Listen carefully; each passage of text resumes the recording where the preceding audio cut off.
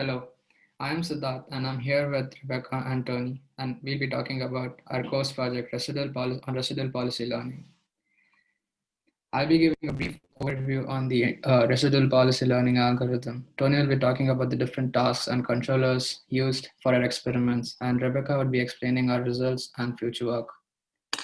For many tasks, simple hand-designed controllers can make progress towards completing them, but often fail to precisely satisfy the goal as there might be many unmodeled dynamics in the environment, like contact forces, air resistance, etc. Due to this, the hand-designed controllers may not work well. On the other hand, although reinforcement learning-based methods can achieve consistent success rates for the task, they require a lot of samples for training. The bad sample efficiency in RL agents is because of the exploration required to understand the effect of different actions in different states.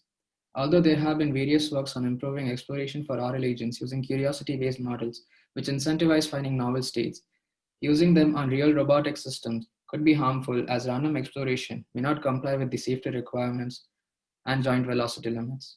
To tackle this, Silver et al. And Johanning et al. Come up with residual policy learning. The crux of the algorithm is to use a hand-designed controller and superimpose it with the RL agent actions. The advantage of learning residues over a controller is that the hand-designed controller begins with prior information of useful actions, albeit suboptimal. The agent is forced to visit states which are most relevant to the optimal solution. A random exploration in the policy space in the nearby regions of the controller actions can help in improving the sample efficiency of the RL agent to achieve consistent success. For our experiments, we used two different RL algorithms. For the sparse reward case tasks, we used deep deterministic policy gradients along with hindsight experience replay. And for the dense reward setting, we use soft actor critic method. We designed a variety of baseline controllers for 5 different tasks: planar sliding and planar pushing, pick and place, nut assembly, and 2-arm peg and hole insertion. The goal of the slide task is to slide a puck from a randomized position on a frictional table to a randomized goal position on the table. It is an impulsive task, meaning that the robot will make contact with the puck for a brief period of time before the puck slides freely to rest. We designed 2 different controllers for the task.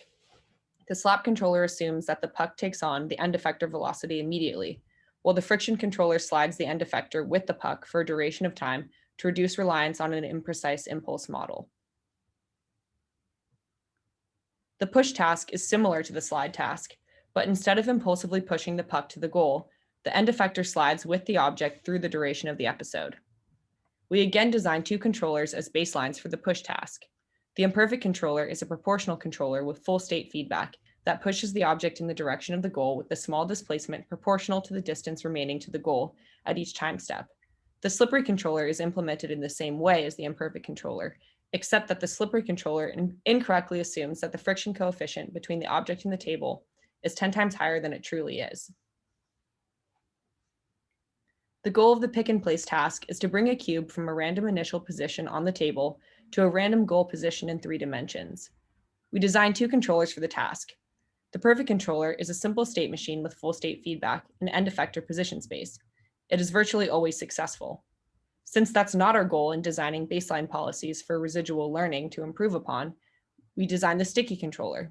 The sticky controller is similar to the perfect controller, but takes the same action as the previous time step with 50% probability. The goal of the nut assembly task is to pick up a nut dropped in a random position and orientation on the table and assemble it on a peg. It can be thought of as a more challenging variant of a pick and place task. The nut assembly controller is a simple state machine with proportional control in the end effector pose space.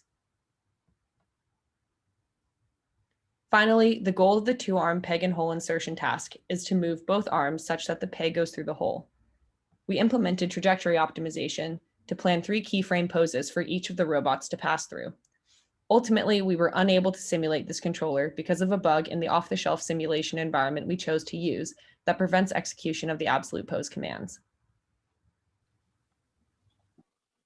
For the slide, push, and pick and place tasks, we present success rate as a function of number of training simulation steps for the baseline controllers, which were hand designed, for the residual policy learning over each baseline controller, and for the policy learned from scratch, which is labeled DDPG plus HER in the legends.